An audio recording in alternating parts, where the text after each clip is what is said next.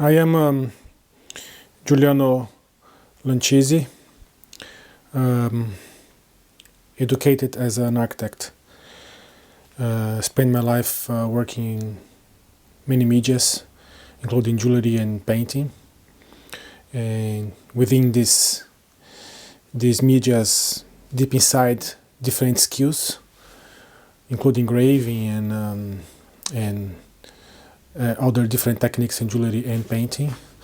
I'm planning with this channel to display a range of techniques that I know, some of them very old, from Renaissance, and document all this work that I am intended to show in a field of jewelry, in many fields, from painting to jewelry and everything in between that I feel I want to express. Could be engraving, could be etching, anything.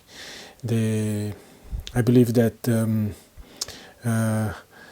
old knowledge passing craftsman by craftsman has a great value, and even for today's concept.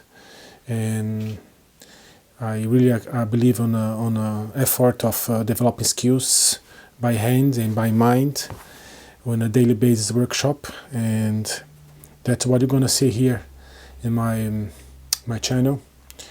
Please, if you consider, subscribe to the channel, go to my profile and check it out. Okay.